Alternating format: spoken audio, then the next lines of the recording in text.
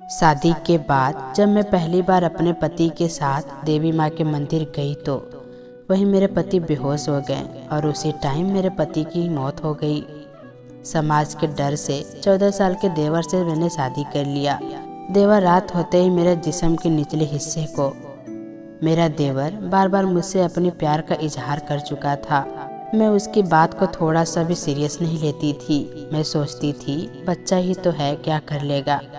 मेरा पति जो कि मेरा देवर था वो रोज़ की तरह आज भी मेरे कमरे में आकर मेरे जिस्म के निचले हिस्से को इस तरह से देख रहा था कि मैं शर्म से पानी पानी हो गई। और उसके बाद उसने अपना मनपसंद काम किया। मैं उसे लाख मना करती रही कि भगवान के लिए यह सब काम मत करो, तुम्हें नहीं पता यह गलत काम है और मैं नहीं चाहती कि तुम यह करो। उसने मेरी एक नहीं सुनी और अपना काम जारी रखा।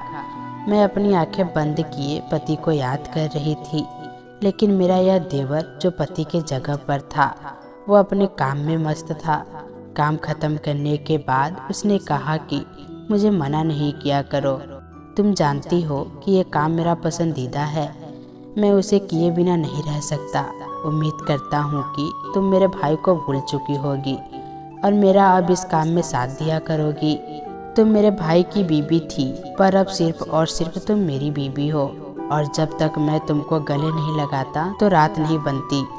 उसकी ऐसी बातें सुनकर मेरा पूरा जिस्म पसीने से भीग जाता था, लेकिन हकीकत भी यही थी कि वो मेरा पति था।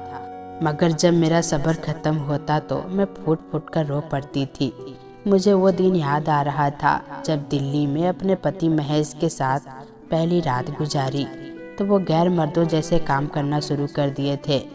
मुझे लगता था कि जैसे ये कुछ फिल्मों में देखता है बिल्कुल वैसा ही मेरे साथ करता है, मगर ज़िंदगी उससे बदतर होती गई। दिन ब दिन मैं एक अजीब सी दलदल में फंसती जा रही थी जिसने कुछ ऐसा मोड़ लिया था कि मैं सोच भी नहीं सकती थी। ये गुनाह होते हुए अब मुझसे देखा नहीं जा रहा था, मगर मैं जब भी अपने पति को मना करती थी मुझे डांट देता था। मेरी शादी को तकरीबन 7 साल हो चुके थे।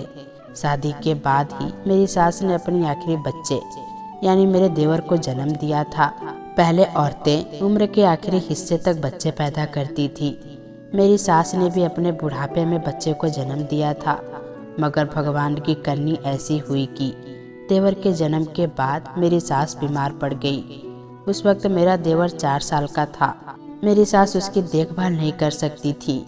सारा दिन मेरा देवर रोता रहता, वो कभी भूख से बिलखते रहता। मुझसे छोटे बच्चों का रोना देखा नहीं जाता था। तभी मैं उसको पालने की जिम्मेदारी ले बैठी। मेरी सास मुझसे बहुत खुश हुई। वो तो मेरी तारीफ करते हुए नहीं थकती थी कि मैंने उनके बेटे को दूसरी ज़िंदगी दी है, क्योंकि मैं उसका ख्याल रख रही थी, उसे हर बुरी हवा से बचाए रखती थी।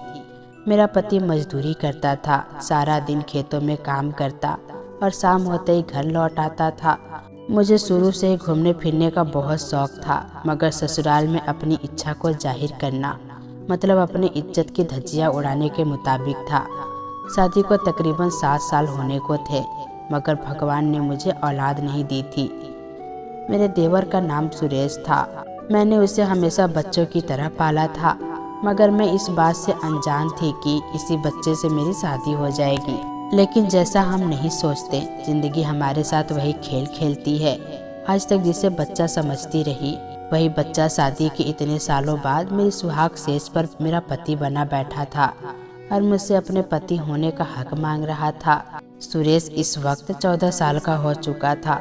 जब उसने कहा कि आपकी सबसे बड़ी ख्वाहिश क्या है, पहले तो मैं कहती रही कि अगर उसने किसी को बता दिया तो कयामत आ जाएगी, मगर सुरेश ने कहा कि यह बात वो सिर्फ खुद तक रखेगा और किसी को भी नहीं बताएगा। मैंने उसे बता दिया कि मेरी बचपन से इच्छा है कि मैं देवी माँ के मंदिर जाऊं। उसने कहा फिक्र ना करें, आपकी ये इच्छा जल्दी ही पूरी होगी। सुरेश मुझे प्यार से भाभी माँ कहता था कि हमेशा आपने माँ की तरह मुझे पाला है, तो आप मेरी भाभी माँ हुई। अब मैं उसे क्या याद दिलवाती कि जिसको तुम भाभी माँ कह रहे हो आज उसी के साथ यह सब करना तुम्हें शोभा नहीं देता। सुरेश शुरू से ही जिद्दी किस्म का था, जो बात कहता था उसे मनवाने के लिए कुछ भी करता था। मेरी सास उन दिनों बिस्तर पर थी, मगर सुरेश ने उन्हें मना लिया था और मेरी ख्वाहिश पूरी करने की ठान ली। इन दिनों नवरात्रि आने वाली थी। ससुराल वाले तो शुरू से ही अमीर थे, कभी भी उन्हें किसी भी चीज़ की कोई कमी नहीं हुई थी। मेरे पति देवी माँ के मंदिर जाने का प्लान बनाया और फिर हम दोनों मियाँ बीबी यात्रा की तैयारी करने लगे। उन दिनों गर्मी बहुत थी, उसके बावजूद आने वाले वक्त को सोचकर मैं खुश हो जाती थी, जबकि आंखें ठंडी होने लगती थी। मेरा देवर सुरेश मेरे जाने का सुनकर बहुत खुश था। वही थोड़ा सा उदास हो गया और कहने लगा कि भाभी, आपके बगैर घर वीरान हो जाएगा। मुझे तो आपको देखे बिना सुकून ही नहीं मिलता है। मैंने उसे काफ़ी समझाया कि फिक्र ना करो, कुछ दिनों की बात है, मैं वापस आ जाऊंगी। मैंने उसे काफ़ी दिलासा दिया, लेकिन मैं जानती थी कि वो मेरे जाने पर बहुत ही ज़्यादा दुखी है। जिस वक्त के लिए मैंने इतने बरसों इंतज़ार किया था, वो घड़ी आ चुकी थी और हम दोनों मियाँ बीबी देवी माँ के दर्शन करने आए थे। मैं रोज़ सुरेश से फ़ोन पर बात किया करती थी। अक्सर मेरे पति महेश को बहुत गुस्सा आता था कि मैं उनका भी वक्त सुरेश को ही दे देती हूँ। यहाँ कोई किसी का कम या ज़्यादा नहीं था, सबकी सिर्फ एक ही मंजिल थी और वो थी देवी माँ की दर्शन। सबकी जुबान पर एक ही बात थी, हर कोई माता के जयकारे लगा रहा था।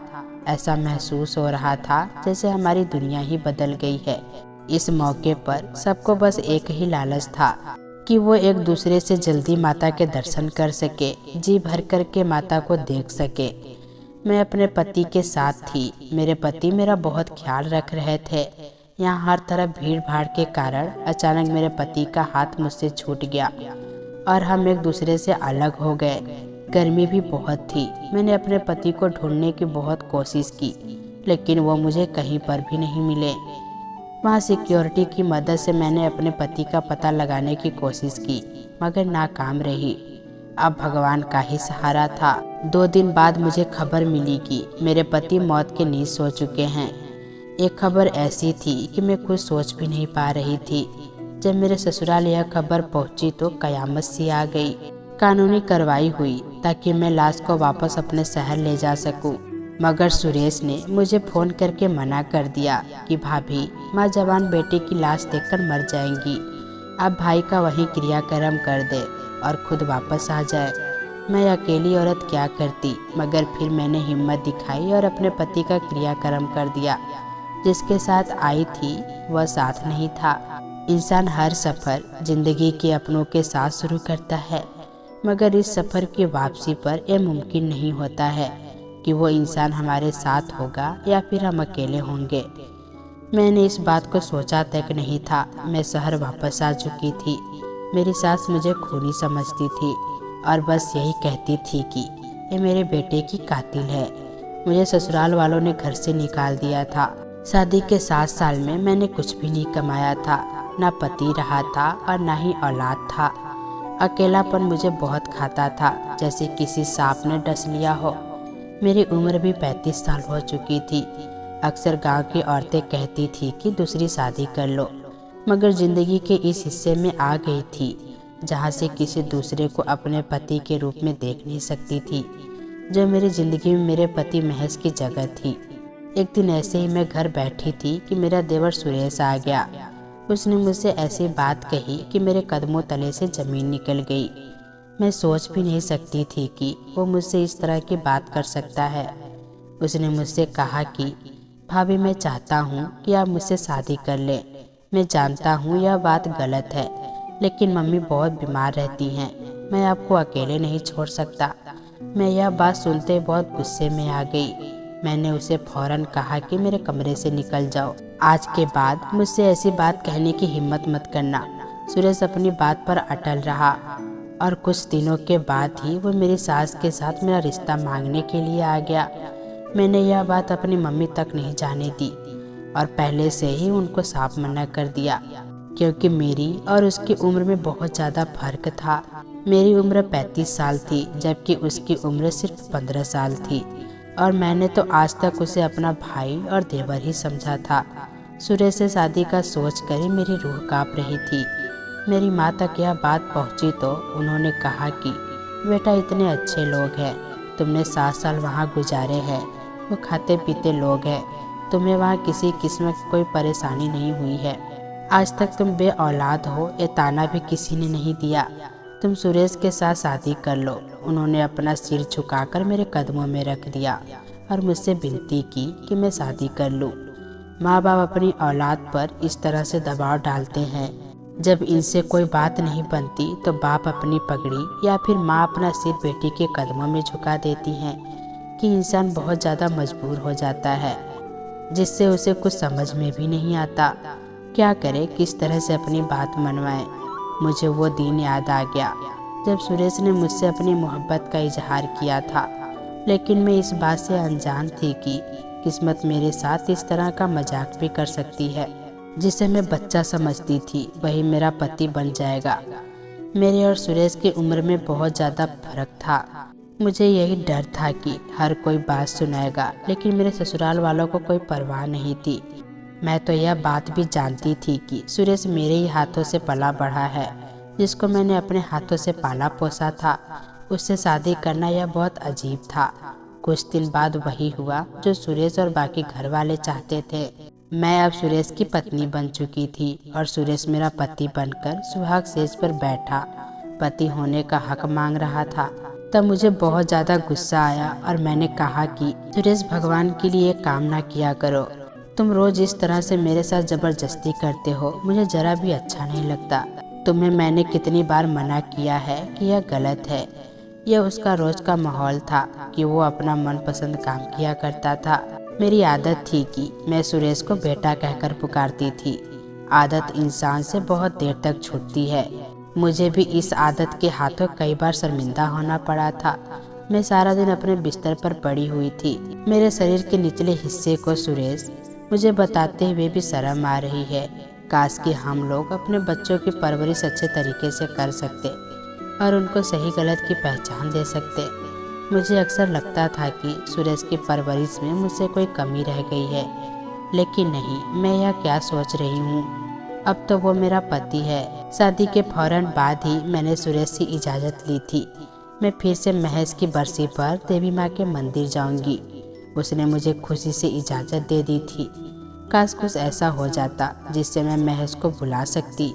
वो तो मुझे भुलाए नहीं भूलता था। एक खास नौकरानी सुरेश ने मेरी देखभाल पर रखी थी। उसका अक्सर बाहर लड़के मजाक उड़ाते थे कि तुमने तो घर में ही आग लड़ा रखी है, अपनी भाभी से शादी रचा ली और कानों कान खबर नहीं होने दी। तो वो बहुत गुस्सा किया करता था। उसने मेरी खातिर अपने दोस्तों की आदत ही बदल ली। वो अपने दोस्तों के साथ नहीं मिला करता था, क्योंकि जब भी मिलते तो वो मुझ पर ताने कसते थे जो सुरेश को बर्दाश्त नहीं होते थे। आज भी सुरेश मेरे कमरे में आया तो मैंने उसे मना किया कि भगवान के लिए यह काम ना किया करो। मैंने तुम्हें कितनी बार समझाया है। तो उसने कहा कि अब आप भी मेरी बात समझ ले, जब तक मैं जिंदा हूँ यही करता रहूँगा। उसके बाद मेरे आंखों से आंसू गिरने लगे। मैंने अपनी टांगों की तरफ देखा तो मुझे वो दिन याद आने लगे जब मैं अपनी टांगों पर सही सलामत चलती फिरती थी। अब तो मेरी टांगे ही नहीं रही थी। मैं अपाहिज हो चुकी थी, जिसका सिर्फ इन दिनों में अब सिर्फ सुरेश ही सहारा था। मुझे हर काम के लिए किसी नौकरानी की जरूरत पड़ती थी। जब मेरी सुरेश के साथ शादी हुई थी तो उन दिनों में दुनिया में बेगानी हो गई। बाजार से वापस आ रही थी कि रास्ते में मेरा एक्सीडेंट हो गया, जिसमें मैं अपनी टांगे खो दी थी। जब से मेरी टांगे नहीं रही थी, सुरेश रोज रात को आते ही सबसे पहले मेरे टांगों की मरहम पट्टी किया करता था, जिन्हें कई महीने हो चुके थे, लेकिन जख्म अभी भी नहीं भरे हुए थे। मुझे आज तक ये सिखाया गया था कि पति की जगह कदमों में नहीं होती, बीवी पति की गुलाम होती है। पति कोई भी हुक्म दे तो उसको फौरन मानना पड़ता है, लेकिन पति बीवी का गुलाम नहीं होता है। मैं तो आज तक इस बात को ही मानती आ रही थी, इसीलिए सुरेश को मना करती थी कि मैंने यह बात सुरेश से कही तो उसने मुझे चुप करवा दिया और फिर उसने मुझे कहा कि आप गलत सोच की हैं। मियाँ बीबी दोनों एक दूसरे के लिए बराबर का हक होता है। ऐसा नहीं है कि पति का दर्जा ज़्यादा है और बीबी का कम है। दोनों एक ही गाड़ी के पहिए हैं। एक खराब हो जाए तो गाड़ी नहीं चलती है। सुरेश मेरा बहुत ज़्यादा ख्याल रखता था। उसने कभी एहसास नहीं होने दिया कि मैं अपाहिज हो चुकी थी। लेकिन सुरेश ने मुझे अपने प्यार से यह साबित कर दिया था कि मेरी टांगें नहीं हैं, लेकिन वो मेरा सहारा है और ज़िंदगी के हर मुकाम पर वो मेरा साथ देगा। मैं भी उससे प्यार करने लगी थी। हम लोग हमेशा अपनी बेटियों को यही कहते हैं कि पति सब कुछ होता है, जबकि ऐसा कुछ भी नहीं है। पति पत्नी दोनों बराबर हैं, सिर्फ एक दर्जा पति को दिया गया है कि अगर भगवान के बाद किसी की पूजा होती है तो वो पति की होती है। अगर बीवी बीमार हो गई है या उसको कोई शारीरिक तकलीफ है तो पति उसकी लाठी होता है कि उसकी मदद करे या उसकी दिनचर्या करे। एक लंबी आजमाइश के बाद मैं जिंदगी की तरफ लौट रही थी और इसकी वजह सिर्फ और सिर्फ सुरेश था। भगवान ने मुझे सुरेश जैसा अच्छा देवर दिया था और वो खुद में महज की कॉपी था। किसी ने कहा था कि अगर आपसे आपका प्यार कहीं खो जाए तो वो वही प्यार किसी न किसी सूरत में आपको वापस मिल जाता है। भगवान ने मुझसे पुराने महज को छीना था, मगर उसके रूप में ही एक बहुत ही अच्छा देवर दिया था। महज भगवान की चीज़ थे तो उन्होंने वापस ले ली और सुरेश जैसा पति दिया था।